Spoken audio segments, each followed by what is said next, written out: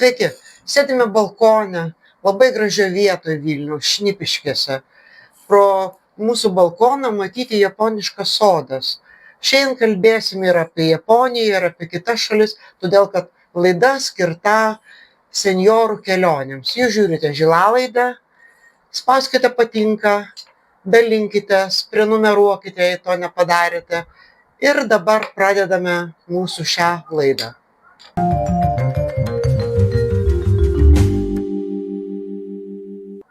Šiandien norime pasvarstyti, kas yra kelionės vyresniame amžiuje. Ar tai yra sekinantis vargas, o gal tai yra vaistai nuo užsėdėjimo namuose. Todėl mes ir kalbėsime šiandien tą temą, juolab, kad artėja vasara, oras, kaip matote, vis gražesnis. Čia Šnipiškėse, ką mes matome prie aušros balkoną. Ir kaip tik pas laikas paplanuoti, kur keliauti, kaip keliauti ir apskritai, ar verta keliauti, jeigu esi pensininkas. Gal geriau ramiai sėdėti namuose, ką tu manai? Aš seniau buvau labai didelė keliautoja, bet mano tie 5 metai, kai aš į savaitę skrisdavau 3-4 kartus ir vieną kartą buvo toks 23 metais mėnuo rugsėjo, kai aš į lėktuvą per mėnesį lipau 23 kartus ir išlipau. Tai kurį laiką aš nebenorėjau. O kas tada atsitiko? Reikėjo skristi į Briuselį. Po to iš Briuselio siuntė mane į komandiruotę ir pro visokius Dubajus ir ten su persėdimu Stambulus aš skridau į Šri Lanką. 3 dienom, nes tai buvo darbinė komandiruotė. Ir tada, kai grįžinėjau atgal, ten kažkas įvyko, kažkas nesusitiko. Tai vėl sėdėjau oro uostuose. Žinot, biškį privargau. Bet aišku, tos darbinės kelionės yra viena, o tos kelionės, kurios yra poilsių, yra kita. Ir paprastai aš tai visą gyvenimą turėjau labai tokį skaidrų jausmą, kad štai ką aš noriu pamatyti visus 4 didžiuosius pasaulio centrus. Ar pavyko? Taip, aš visus 4 mačiau. Kas mano nuomonė tai yra Jeruzalė, Stambulas, Varanasis, į Indijos, jūs visi esate matę šitą, tie žymieji laiptai, kur daugelį indiškų filmų būna, ir Roma. Man visi pirmi 3 patiko, Roma man nelabai patiko, nes Roma mano supratimu yra toks nepaprasto grožio miestas, kuriame daugiau turistų negu ir to grožio nebesuvokė. Tai gal aš laiką prastą ištaikiau, bet aš visus juos mačiau. Bet jeigu rimtai kalbant, tai aš esu tokia fanatiška Azijos mylėtoja, mane tik išleisk į Aziją, ypatingai gatves, slankioti ir apžiūrinėti žmonės ir valgyti tą taip visų bijomą gatvės maistą, kuris yra nuostabus, sveikas ir kuris niekada neapsikrėsite, jeigu turite nors trupučiuką. Čia apie Indiją paprastai taip sako. Bet visos Azijos valstybės turi fantastišką. Aš esu buvusi Vietname, ilgai gyvenus Taivane, Japonijoje, Indijoje ir visur tas maistas yra nuostabus ir tik valgyk ir džiaugis. Aš svarsčiau, ką man reiškia kelionės, kodėl man patinka keliauti. Turint galvoje, kad aš keliauju nuo savo hipiškų laikų, kai buvau 18 metų, važinėdavau autostopu, tai iki šiol tebemėgstu. O pirmiausia, tai yra tokia psichologinė nauda. Tai yra, tu jautiesi judesy, džiaugsmas, įspūdžiai, net jeigu pavargsti, tas nuovargis toks labai geras, plus žmonės, nauja aplinka ir kai grįžti, tai matai savo namus ir savo aplinką, ir savo Lietuvą, ir savo miestą, Vilnių, matai šiek tiek kitokius. Dėl to labai smagu yra, kai yra galimybė pakeliauti toliau. Tai labai plečia akiratį. Iš tikrųjų, tada kitaip vertini ir kitaip matai namus ir savo gimtinę. Ir dar fizinė nauda. Judėjimas yra labai naudingas ir mūsų amžiuje, jau pensininkų amžiuje, yra taip pat labai naudingas. Beje, nėra jokios problemos, jeigu kam nors judėti sunkiau, dėl to, kad kelionės būna ir pažintinės, ir poilsinės. Galima rasti. Galima pasirinkti. Jeigu jums sunkiau judėti, tai galima rinktis poilsinę kelionę. Tai va, dabar tu kalbėjai apie tolimas šalis, aš irgi tada išvardinsiu tolimas šalis, taip toli nesiekia mano kelionės. o ypač dabar, kai finansinės galimybės yra mažesnės, bet žinokit, jūs išgirsite, kad net gaunant nedidelę pensiją, galima sukaupti pinigų kelionėms, ką aš ir darau. Čia aš vėliau patarsiu. O aš tai keliauju po Europą, tai esu mačius, be abejo, ir Latviją, ir Estiją, ir Vokietiją, kur mano šeimos jaunimas gyvena, ir Ispaniją, ir Graikiją, ir Vengriją, Belgiją suvažiavus į Briuselį keletą kartų, tai ten Liuksemburgą, žodžiu, daug tų valstybių, ypač kai važiavau autobusu, dar Nyderlandai, kur man irgi labai patiko, Prancūzija. Aš net negaliu dabar taip. Norėjau sakyti, kodėl tu nepamini Prancūzijos, kur tu aiškiai buvai, nes mes esam tą temą kalbėję. Ir ne kartą buvau. Tai, žodžiu, esu nemažą dalį Europos išnaršiusi ir iš tikrųjų kiekvieną kartą parsiveži tų įspūdžių, kurie keičia ir mane, tai šiek tiek keičia, ir mano požiūrių keičia į mūsų gyvenimą Lietuvoje, mūsų aplinką Lietuvoje. Ar tu tą patį jauti? Aš net sakyčiau, yra du tokie skirtingi pjūviai tarsi. Pirmas dalykas - kelionė, ypač jeigu tu keliauji vienas. Aš karts nuo karto keliauju visiškai viena, man tai labai patinka. Pirmą kartą aš 5 metų viena gyvenau Taivane. Tai yra kitam pasaulio gale, už 14 000 panašiai kilometrų nuo Vilniaus, 5 metų, tu turi darbą, bet tu esi visiškai vienas. Ir man toks buvo jausmas išskrendant, kad, tai čia dabar kas ten bus, kaip aš čia išlaikysiu. Jau po mėnesio aš supratau, kad tai yra geriausia, kas su manim galėjo atsitikti. Tai buvo 13 metais, tai prieš 13 metų. Ir aš ten parašiau knygą, Melo ekonomika apie Lietuvą. Dabar Vilniuje baigiu knygą rašau knygą, baiginėjau knygą apie Taivaną, tai gerai paskirščiau. Ten apie Lietuvą, o čia apie Taivaną. Ir tada aš supratau vieną dalyką, kad pirmą, man labai gera būti vienai, kad aš tada mano galva nėra tokia įsitempus ir net nereikia tiek daug dėmesio skirti aplinkai. Mano tokia yra struktūra smegenų, kad aš visą laiką skanuoju aplinką ir man reikia tą įtampą. O kai aplinka nežinoma, aš taiga nusiraminu ir man tada daug ramiau. Ir po to aš dar keletą kartų važiavau, dar prieš tai buvau Vietname mėnesį su dar viena klasės kita draugė keliavau. Ir aš supratau, kad man tai yra nuostabus dalykas pamatyti save, šiek tiek kitokią, negu aš save pati įsivaizduoju, nes egzistuoja taip, kaip tu save matai, egzistuoja, kaip tave mato kiti žmonės, ir tai yra labai skirtingi dalykai. Ypač kitose šalyse. Kitose šalyse tavęs žmonės nemato, tas yra nuostabu. Aš, pavyzdžiui, išvažiavusi bet kokią kitą šalį, staiga fiziškai panašiai po 1,5 dienos pajuntu lengvumą kūne ir negalėjau suprasti, o po to aš supratau, manęs niekas nepažįsta. Tai va, yra tas skirtumas, kad tu čia Lietuvoje atpažįstame. Aš einu Vilnių gatvėje ir žmonės įvairiai reaguoja. Čia, aš nežinau, čia yra nei blogai, nei gerai, tiesiog kūnas fiziškai tai kažkaip sugeria, aš esu visur vienodas, stengiuosi būti, bet pasirodo nesu. Tai užsienį aš staiga pajantu, wow, kai gera, nieks manęs nemato, tiesiog dar viena senutė slankioja gatvėm. Man patinka sėdėti kur nors užsienyje, kavinukėje, gatvėje, valgyti kokį nors maistą ir spoksoti žmonės. Čia man yra visų atostogų topas. Aš nesu labai prisirišusi prie šitų kelionių, kurios vadinasi poilsinės. Galbūt geriausia poilsinė kelionė aš turėjau Haapsalu, čia yra Estija. Jeigu nebuvote, tai nelabai toli ir tai yra nuostabi vieta atostogom, tobula. Dėl gamtos grožio, fantastiško gerumo, Liepos paskutinį savaitgalį, europinio lygio baroko festivalį.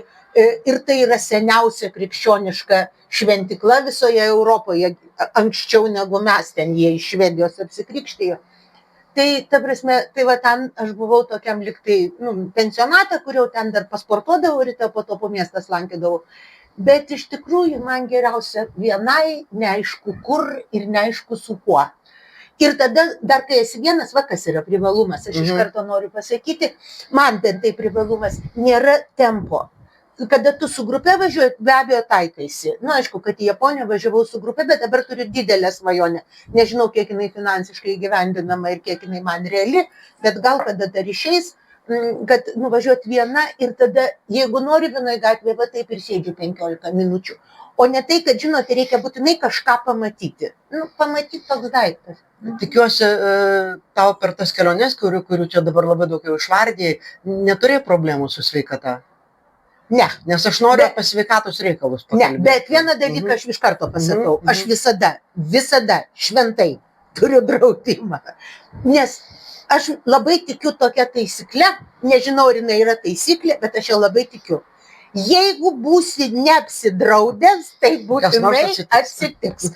O tai, kai aš draudžiuosi ne kad man padėtų, kai atsitiks, bet kad neatsitiktų. Ir veikia, žinokit, veikia. Jeigu ko nors labai tiki, tai taip ir būna, tuo, ko tiki. O aš ne šiaip paklausiu apie sveikatą, nes iš tikrųjų vyresniam amžiuje reikia apsidrausti. Mažų mažiausiai, jeigu keliaujame po Europos Sąjungą, reikia turėti Europos sveikatos kortelę.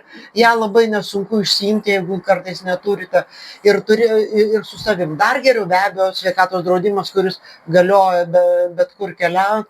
Tada jausimės, psichologiškai saugesni jausimės, jeigu ką. Taip, aš nesu važiavęs. Dar be to nepamiršti, kad mes jau neretai geriam kokius nors vaistus ir būna, kad kasdien juos įsidėti, kitas sveikatos priemonės. Dėl visa ko, jeigu jūsų sveikata ne pati geriausia, galima su šeimos gydytoju pasitarti prieš kelionę, iš tikrųjų pasakys kažkokių rekomendacijų. Gerai yra įsidėti vandens, nes kartais gali tekti keliauti gana toli ir nebūti vandens šalia, arba ten oro uoste nesinori mokėti ant 4-5 eurų už tai, kas kainuoja 50 centų. Tai geriausia dabar jau lėktuvų įsileidžia su vandeniu, jau galima praeiti. Kitas dalykas, kad jau perėjau prie patarimų, tai šiek tiek dar pasakysiu, be abejo labai svarbu yra dokumentai. Ką darau aš, kai keliauju ir kas man vieną kartą labai pravertė. Aš kai važiuoju į keliones ir turiu 2 bagažus, tarkime rankinę ir lagaminą arba kuprinę ir lagaminą, visada pasiemu 2 asmens dokumentus ir 2 banko korteles. Vienam bagaže būna viena banko kortelė ir tarkim asmens tapatybės kortelė, kitam bagaže būna kita banko kortelė. Dėkui, geras patarimas. Niekad nedariau, bet labai geras patarimas. Tai aš dabar papasakosiu ir tau žiūrovams, kas man vieną kartą atsitiko, kai aš viešėjau Vengrijoje, tuo metu ten gyveno ir mokėsi mano dukra Budapešte. Ir mes važiavome prie Balatono ežero ir grįžtant nuo Balatono ežero traukiniu, jisai buvo sausakimšas. Tai buvo savaitgalis regis. Ir aš savo kuprinę su piniginę, pasu ir ne pasu, su asmens tapatybės kortele ir su pinigais padėjau į kuprinę, kur buvo fotoaparatas ir padėjau viršui. Jisai buvo sausakimšas ir lipant, ir šiek tiek liktai toliau, nes net nebuvo kur padėti, lipant iš traukinio nebebuvo kuprinės, mes ieškojom, su dukra neradom ir aš praradau fotoaparatą, aš po to nusipirkau kitą, bet kas yra svarbiausia, tai buvo savaitgalis, kai nedirbo ne ambasada, kai būtų buvę problemos išskristi man atgal, o aš turėjau kaip tik po dienos grįžti atgal. Tai mane išgelbėjo tai, kad aš namie, tai yra ten, kur aš buvau apsistojusi, lagaminę turėjau kitą banko kortelę ir turėjau pasą. Ir aš ramiai išskridau atgal, aišku, užblokavusi tą kortelę, kurią dingo, skubiai ten per internetą ir mane tai išgelbėjo, nes aš būčiau įstrigusi. Savaitgalis, kaip prisišaukti prie mūsų ambasados, jei nedirba, tada nebeskrysiu to lėktuvu, tada problemos. Labai daug tada būtų kilę problemų. Tai tada aš pirmą kartą taip išvažiavau, kaip tyčia, matai, pirmą kartą taip išvažiavau dėl to, kad kažkur perskaičiau tą patarimą ir man tai suveikė. Daugiau tokių nutikimų nebuvo, tokių nemalonių, bet visada keliaudama, vis tiek mes turime bent jau rankinę ir kuprinę. Visada, kai tolimesnė kelionė, jeigu tai ne po Lietuvą, visada įsivedu 2 dokumentus ir 2 banko korteles dėl saugumo. Tai va, patariu tau, dabar kai kurioms važiuosiu, padaryk tą patį ir patariu jums. Ir dar vienas patarimas, kuris irgi susijęs su sveikata. Tarkim, dėl mano stuburo problemų man sunku kažką daug tampyti, tai stengiuosi pasiimti mažiau daiktų. Žinokite, turbūt visiems yra tekę patirti, kad grįžti iš kelionės, atsidarai lagaminą ir tada matai ir to nenaudoji, ir to neapsivilkai, ir ano neapsivilkai. Tai galima minimaliai pasiimti daiktų, tarkime, važiuoti tik su kuprine, čia jau galima kalbėti apie kainas. Aš renkuosi pigesnės keliones, tai yra Ryanairas, Vizieras, Baltic Airas, dažniausiai skrendu Ryanairu. Ir ten, jeigu važiuoju tik su kuprine, apskritai nieko nereikia primokėti. Tai gali susikrauti ir keliauti, ir tai jau bus tikrai pigiau. Ir tada, jeigu sunku nešti kuprinę, yra šiais laikais kuprinių ant ratukų. Nepamirškite, kad Ryanairų yra 20, 30, 40 cm talpos kuprinė, su kuria patekti, ir jeigu su ratukais, galima kuo puikiausiai judėti. Tai tokie yra mano asmeniniai patarimai. Ar tu turi ką patarti, ypač į ilgesnės kelionės važiuojant? Aš tai vieną patarimą visiems turiu. Su savo apriedais, kuriuos ilgai kaupėt ir sugrūdat į lagaminą, tikrai nieko nenustebinsit. Visiems gana vienodai, kaip jūs ten apsirengę. Mes kiekvienas labiausiai rūpinamės, kaip mes atrodom, visiems kitiems vienodai rodo. Tai aš tiesiog, aišku, kada aš važiuodavau į komandiruotės, tai yra kitas dalykas. Tu žinai, kad yra ten vakarienės, privalomos, dabar džinsai, vienintelis daiktas - įvertinti, ar kokia tikimybė oro. Pasitikrinti būtinai Tai, prognozes. pavyzdžiui, kai važiuojate į Taivaną žiemą, žinokite, kad tai yra tropikai. Bet reikia vieno storo megztinio, tikrai rimto megztinio ir geros striukės su kapišonu. Nes tai vis dėlto vandeninai ir ten daug kur yra vėjai. Tai kartais, kur yra tropikai, neapsigaukite, nebūtinai bus visą laiką karšta. Bet tai galima labai paprastai sužinoti prieš kelionę. Kokia tikimybė, kad temperatūra bus žemesnė. Šiais laikais lengva. Šiaip, kuo mažiau daiktų, tuo būsit laimingesni. Va čia šventa taisyklė. Dar noriu priminti apie vieną svarbų dokumentą. Tai yra pensininko pažymėjimas. Žinokite, labai praverčia užsienio pensininko pažymėjimas, dėl to, kad lengvatų yra labai daug kur pensininkams. Aš dabar vėl prisiminiau dar vieną, nepaminėjau vienos šalies, kurią aš labai mėgstu, tai yra Malta, kurioje buvau gal jau 3 ar 4 kartus. Ir į Maltą važiavau, vieną iš tų kartų važiavau tik išėjusi pensiją. Nuskridau į Maltą 10 dienų ir prabuvusi pusę laiko jau, lipdama į keltą, staiga pamačiau tokį skelbimą, kad senjorams 40% keltų bilieto kaina. Ir staiga aš prisiminiau, kad ašgi pensininkė. Aš buvau pamiršusi apie tai, kad aš jau pensininkė. Tai tada jau antrą pusę viešnagės Malta jau naudojusi tom visom privilegijom, 40% keltams ir autobusams, ir į muziejus, ir į koncertus. Visur yra lengvatos kurie šiaip yra brangus. Senjoram paprastai turi didelės nuolaidas. Nebūtinai visą. Jeigu tai ne privatus muziejai, privačiuose bus sudėtingiau. Bet jeigu tai yra valstybiniai muziejai, paprastai visoje Europoje yra nuolaidos. O dabar dar apie nuolaidas kalbant toliau. Tai mes dabar čia kalbam apie tolimas keliones, bet galima rinktis ir keliones po Lietuvą.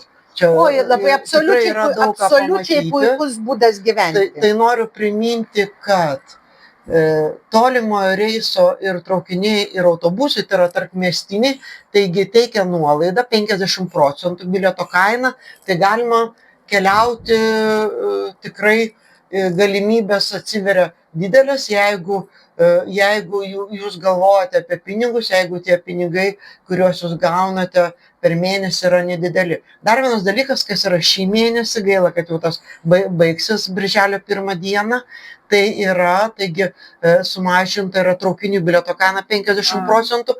Ir aš, kai važiavau čia balandžio pradžioje dar prieš kelionę į Berlyną, apie kurią dar šiek tiek papasakosiu, važiavau į Kėdainius.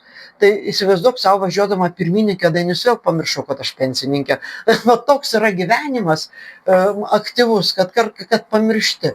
Bet ir pirkau pilną bilietą. Tačiau grįždama atgal aš jau prisiminiau, tai pirkau 50% pensininko pigesnį bilietą ir dar 50% nuolaidą dėl to, kad dabar yra sumažintos kainos, tai mokėjau tik tai ketvirtį kainos, žodžiu, parvažiavau už 3 eurus, o Kėdainiai beje yra šių metų Lietuvos kultūros sostinė. Šiaip senamiestis labai gražus. Nuostabių senamiesčių. Tai galima pirmin atgal nuvažiuoti po 3 eurus, tai yra, praktiškai mes apie po 10 Yra vienas niuansas, kuris man, atgraudžiai čia suskamba graudžia nata. Lietuvoje yra labai daug vietų, kurios, pavyzdžiui, netoli mano sodybos, kur aš gyvenu, vasaromis ir šiaip didžiąją dalį leidžiu laiko. Tai yra ir muziejus, kur ten kaip medų daro, bitininkystės muziejus ir visokie tenai iš ankstesnių laikų likę pastatai, labai gražiai įrengti, kažkokios karčiamos ir taip toliau, bet praktiškai visur turi turėti automobilį. Todėl, kad nuo tų kelių. Lietuva nėra pats geriausias kelias. Aš iš karto noriu vieną dalyką pasakyti. Lietuva yra gana prastas pavyzdys šalies, kurioje iš tikrųjų keliauti viešojo transportu kur nors toliau yra sudėtinga. Tu pabandyk tai padaryti Belgijoje, Vokietijoje ar Prancūzijoje ir tu nuvažiuosi į kiekvieną kaimą. Taip, Lietuva kažkaip įsivaizduoja, kad visi gyvena su automobiliu ir tas automobilis tarsi tampa gyvenimo dalimi. Tai daugelį senojoje vakarų Europoje tikrai žinokit, nebijokite, nuvažiuosite į kiekvieną patį keisčiausią kaimą ir be ypatingo vargo. Aš kartais žadą prarasdavau. Aš visą Belgiją apvažiavau kažkur ten į kažkokius visai mažus kaimus. Beje, Europoje taip pat Belgijoje labai yra traukinys patogu keliauti ir labai daug kur vyksta. Tai taip pat ir Vokietijoje labai patogus susiekimas traukinys. Yra regioniai traukiniai, kur net Vokietijos valdžia teikia lengvatas, kad nusipirki bilietą. Aš dabar nenoriu suklysti, tai nesakysiu, bet kažkokį pigesnį bilietą ir tu gali ten keliauti. Gana lengva rasti internetuose, tik vienas yra dalykas, kurį verta žinoti. Neverta naudotis greitaisiais traukiniais, jeigu keliauji. Jie yra daug brangesni. Taip, jie kaip lėktuvai, man atrodo, brangumo. Nežinau, žodžiu, jie tikrai ryškiai brangesni. Tai aišku, vieną kartą pasivažinėti 300 km per valandą greičiu. Dėl įdomumo galima. Dėl įdomumo viskas. Bet geriausia regioniniai. Bet geriau važiuoti tais mažesniais, tada ir pamatysi daugiau. Labai dažnai leidžia išlipti ir vėl įlipti ir taip tikrai galima labai daug. O dėl kelionių po Lietuvą, tai iš tikrųjų yra dėl ko piktintis, dėl to, kad su traukiniais labai mažai vietų. Bet mažai vietų, kur galima pasiekti. O dar vienas dalykas, kad autobusai, kur atrodo irgi turėtų būti patogu keliauti, jų vis mažiau ir mažiau. Susiekimas yra prastėja ir tu teisingai sakai. Čia yra mūsų sistema, taip yra padaryta. Jis orientuota į turtingus žmonės, kurie turi mašinas. Čia mes nenorime iškirsti apie savo modelį, bet iš tikrųjų jis yra toks. Neatsitiktinai čia taip visi energingai kovoja. O pasiteisinama yra dėja, kad nuostolingi nevažiuoja. Tai nuostolingi todėl, kad tie labiau keliaujantis turi mašiną. Bet čia mes nespręsim socialinių problemų, tiesiog norim atkreipti dėmesį, kad jeigu jūs važiuojate į Europą, aš čia dėl to tai sakau, jūs nebijokite, jūs ten neturėsite Lietuvos problemų. Jūs ten į kiekvieną kaimą nuvažiuosite su traukiniu. Ir dar tose traukiniuose bus įdomu viską apžiūrėti, kas ten vyksta, ką duoda. Dabar aš norėjau papasakoti, kur aš buvau neseniai, balandžio mėnesį be Kėdainių ir Dotnuvos, kur lankiau savo draugę, perduodu linkėjimus Eligijai. Dar buvau Berlyne. Į Berlyną važiavau su kita draugė Diana ir ką aš noriu pasakyti, kas yra svarbu, kad jeigu jūsų kojos eina, tai eikite. Kur reikia toliau nuvažiuoti, yra metro, yra autobusai, yra tramvajai, bet stenkitės kuo toliau nueiti. Žinokite, po gerų pasivaikščiojimų dienos vakare gali jaustis pavargęs, bet tas nuovargis yra labai geras. Dėl to, kad tai, ką matai aplinkui eidamas, tų įspūdžių ir to kasdienio gyvenimo, tu nepamatysi pralėkdamas su ekskursiniu autobusu. Nu, pavyzdžiui, nusipirkęs kelionę po miestą. Tai čia tiem, kurie neturi problemos vaikščioti. Ir mes, kai buvom Berlyne, tai aš po to pasižiūrėjau, kad aš per dieną nueidavau kažkur apie 20 per 20 tūkstančių žingsnių, o mano draugė Diana, linkėjimai Diana, daugiau kaip 30 tūkstančių. Dėl to, kad aš ją palikdavau mieste ir važiuodavau anūkės pasiimti ir su anūkė bendrauti, tai jinai dar 10 tūkstančių pasivaikščiodavo per tą laiką. Žinokite, tai ėjimas tai yra praktiškai mankšta ir labai geras būdas palaikyti savo sveikatą. O jeigu ne, tai be abejo, tada galite rinktis tų pasirinkimų yra daug. Yra būtent, kaip sakiau, yra ekskursiniai autobusai, kurie gali pervežti, yra patogus susiekimas, kaip ir kitose Europos miestuose. Metro galima bet kurį tašką pasiekti. Tai žinokite, iš tiesų keliauti patogu po Europą, kur aš turiu patirties dėl tų dėlių pasirinkimų. Dar tu kalbėjai apie tai vienam ar ne vienam. Galima keliauti ir vienam, bet jeigu jūs nenorite, jeigu jums atrodo truputį kaip ir nesaugu, gal neturite didelės patirties, tai žinokite, yra būdas keliauti ne vienam. Tarkim, Facebook'e yra tokių vienišų keliautojų grupės, kur galima į tą grupę prisijungti ir rasti bendrakeleivių. Trečio amžiaus universitete yra turizmo fakultetas. Ten turizmo fakulteto grupės keliauja ir po Lietuvą, ir po užsienį, ir ten būtent kelionės yra seniorams pritaikytos, būtent pagal tą amžių, ir tu visada turėsi kompaniją, su kuo keliauti. Tai vad rekomenduoju, jeigu jūs nesate trečio amžiaus universiteto narys, tai va rudenį galima užsiregistruoti ir turėsite bendrakeleivių, tokių aktyvių, smagių bendraamžių, su kuriais bus labai šaunu keliauti. O mano dar toks yra, jausmas iš to, kaip aš su žmonėm bendrauju, kaip pasakau, kad aš mėgstu ir viena keliauti. Dažniausiai aš pastaruoju metu keliauju su viena savo drauge. Ta prasme, tai jai sunkiau būtų, jinai angliškai nelabai moka ten kitas kalbas, tai aš atlieku tą jau komunikatoriaus vaidmenį, nors kai mes kartu su ja atostogaudavom Italijoje, jinai šneka itališkai, tai labai linksmai irgi jausdavomės, su mumis šnekėdavo kaip su žmonėm normaliais, kurie šneka itališkai. Bet aš vieną dalyką noriu pasakyti, kad iš tikrųjų kelionės, ar jūs ten vienas važiuosite, ar su grupe, ar su nedidelė grupė, iš tikrųjų labai galima sutaupyti, jeigu jūs važiuojate dviese ar trise, draugės ar ten su draugais, tai jūs iš tikrųjų labai sutaupysite, jeigu nepatingėsit patys pasidaryti savo maršrutą, pažaisti trupučiuką, paprastai viešbutį nuomojant arba apartamentus. Vyresnio amžiaus žmonės turi daugiau laiko, reikia įsijausti, kaip ten tas viskas internete surašyta. Bet yra vienas dalykas, kur tikrai visiems aiškinu ir žmonės kažkaip labai sunkiai girdi. Yra tokių nuostabių vietų, kur tikrai žiauriai įdomu keliauti, jeigu tu keliauji ne su grupe. Pavyzdžiui, Indija. Indija yra absoliučiai tobula civilizacija, aš ją labai myliu ir irgi buvau nuo pietų iki šiaurės ir ilgai keliavau ir galiu pasakyti, kokia pagrindinė klaida. Ir jinai labai yra, ir kelionės tą turėtų išmušti žmogų. Neįsivaizduokime, kad Lietuvoje, kaip jau sugalvojo, kaip radome, taip ir paliksime. Kad pasaulis yra įvairus. Ir tai, ką mes įsivaizduojam, kad ten netvarka, tai jeigu jūs nueitumėt pas bet kurį indą į namus, paprašykit, jie kartais įsileidžia. Jūs rasite tokią tvarką, kaip pas retą, ir čia apskritai Azijoje priimta, kad gatvėje gana logika yra šiek tiek kita, visai kitas klimatas, žinai, taip kaip labai juokinga, kai lietuviai aiškina, kad labai ispanai ir ten italai tingus, nes per pietus eina miegoti. Tarsi lietuviai neina miegoti, kai temperatūra iki 35 pakyla. Taip ir matau ariančius laukus. Tai, ta prasme, kelionės išmoko atvirumo ir suvokti, kad tai, kaip yra čia, nebūtinai yra tobula. Tai yra mūsų, mes tai mylime, bet tai nėra pasaulio centras. O Indijoje, pavyzdžiui, tikrai skaniausias, fantastiškai pigus, dažnai fantastiškai pigus maistas yra tose gatvėje kokia nors. Paskutinį kartą valgiau vienam Indijos miestelėje, čia praeitą žiemą.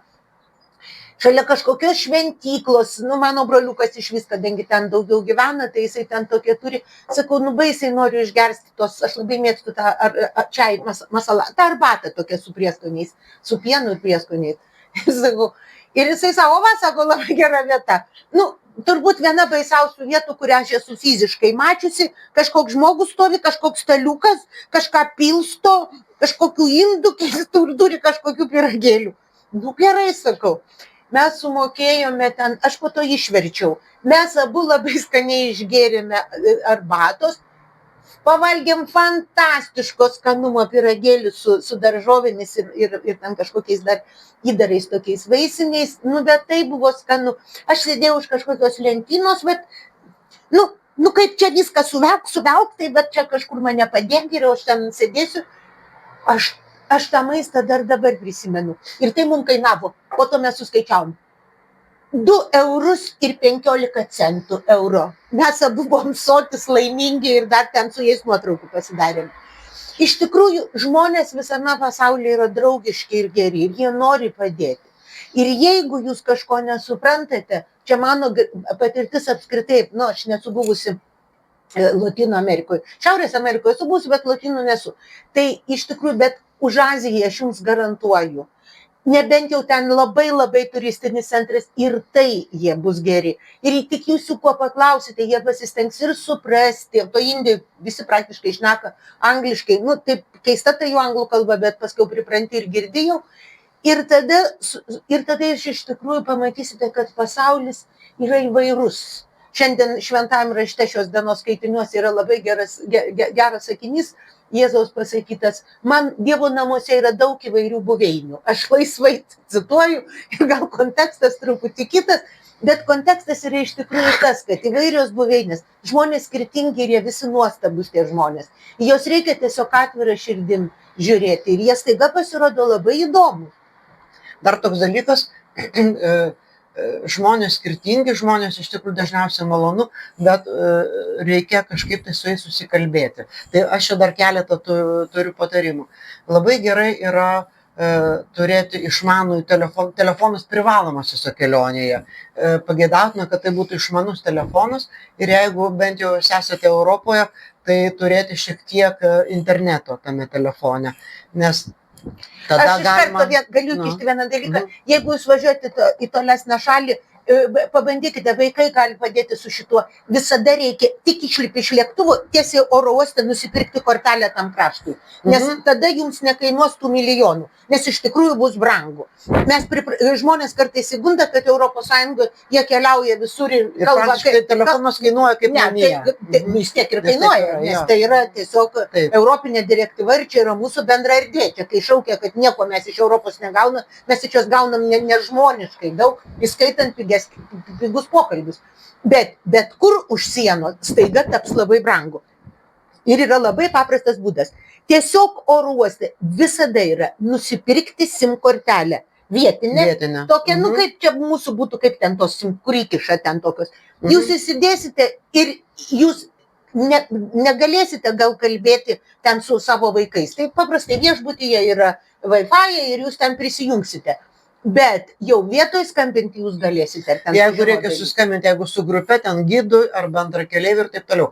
Kitas dalykas, kuris labai svarbus yra telefone, tai yra vertimo programėlės, kur jeigu negali susikalbėti, tu gali išsiversti ir po to paspausti garsą ir tiesiog telefonas garsu pasakys tam žmogui, ar tu esi kavinėje, ar viešbutėje, jeigu nemoki užsienio kalbos. Geriausia bent turėti, jeigu pats nemoki, gerai bent jau anglų kalbos turėti bendrakeleivę, kuris moka. Kitas dalykas, dėl ko labai reikalingas telefonas, tai yra žemėlapis. Žinokite, dabar jeigu yra problemų su internetu, jeigu jis yra jums brangokas, žiūrint kokioje valstybėje, ar jūs plano neturite su internetu, yra tokia programėlė Maps.me, kur atsisiunti tą programėlę ir ten kažkaip per palidovą ir tu gali turėti tos žemėlapius ir matyti, kur eiti. Geriausias dalykas, kokį aš darau. Kodėl aš galiu visada dairytis aplinkui vaikščioti po miestą? Aš nueinu į pavyzdžiui, esu tam tikroje vietoje viešbutyje, atsidarau šitą žemėlapį, pasižymiu, kad aš esu čia, tiesiog tą vietą pažymiu, įtraukiu į sąrašą ir dabar, kai aš esu kažkur tai mieste, jeigu su grupe, pavyzdžiui, sustoja autobusas, pasižymiu, kur stovi autobusas ir grupės gidas ar grupės vadovas sako, dabar turite valandą 2 pasivaikščioti. Ir jeigu taip nusivaikščiusi, kad po to neberasi kelio atgal, tai visada pažymė, tada paspaudė rodiklytę, kur tu esi dabar ir paspausiu nuorodos ir tave telefono žemėlapis parves tiksliai ir viešbutį, ir prie autobuso, nes labai svarbu yra nepasiklysti dėl to, kad tai gali sukelti ir šoką, patirsite stresą, pulsą skambinti artimiesiams, artimieji irgi patirs tą stresą ir bandys ten susisiekti ir būdami toli bus sudėtinga patarti. Tai labai yra gerai. Pasižymite, kur esate ir tada, kai kažkur norite grįžti, vėl pažymite, kur esate ir paspausiu nuorodą. Ir jūs žemėlapis parveda namo tomis rodiklytėmis, tiesiog nubrėžęs kelią ir tada galite rankoje nešdamasi telefoną, tik laikykite tvirtai, kad neišplėštų to telefono. Geriausia turėti, su tokiu su ne taip jau ten, žinot, plėšo kartais. Aš tai už saugumą. Atsargumas visada reikalingas. Ne, jeigu tu išvažiuodamas į kelionę pagalvoji, oi galiu susirgti, oi galiu ten, ne tą suvalgysiu, bus blogai. Gali nuplėšti telefoną, klausyk, čia nebe kelionė. Jūs jos neklausykite, jau persistengti. Bet jeigu pasirūpinė, tai tada gali nebegalvoti jau apie tai. Ar labai jūs dažnai gatvė Vilnių užpuola? Tai va, jeigu jūs, aišku, esate kokiam nors labai jau tokiam griežtam centre, kur jau daug turistų malasi, tai tada jau taip. Bet šiaip žmonės yra visam pasaulyje taip. 80% normalių, 20% sukčiai, bet, viskas. Manote, mes čia keliaukit, viskas susiginčiam. Tai mes norime pasiūlyti, kad jūs parašytumėt komentaruose savo nuomonę, savo patirtį kelionių, savo nuomonę, galbūt jūs taip pat turit patarimų, apie kuriuos mes šiandien kalbėjome. Arba baimių. Pasakykite savo baimės ir mes pagalvosime. Gal ir mes pradėsime bijoti. Nes man, pažiūrėjau, jeigu aš viską apgalvoju, viską pasidarau, tada aš jaučiuosi saugiai ir tada nėra ko bijoti. Aš turbūt tiesiog kitaip esu savo smegenis užprogramavus. Kodėl man nepatinka kelionė su grupe, dėl vienos paprastos priežasties, aš negaliu pamatyti tiek, kiek aš noriu. Yra vietų, kurios tiesiog man norisi jose pabūti. Aš truputį meditatyviai kelionę žiūriu, kaip pabuvimas su savimi, pabuvimas su aplinka, su kitokiais augalais. Ir kai ten grupės eina, bėgioja, ten viską patikrina, tai aš atsisėdu ir tiesiog sėdžiu ir žiūriu. Tai aš tų baimių kažkaip neturiu. Ir ta prasme, bet kad tos programėlės praverčia, kurios jūs į viešbutį parveš taip. Bet dažnai užtenka net ir labai dar paprastesnio dalyko. Jeigu bijote kaip ten su visais tais bus, ar brangus tas telefonas, būtinai viešbutyje pasiimkite viešbučio kortelę, jinai visada ten guli.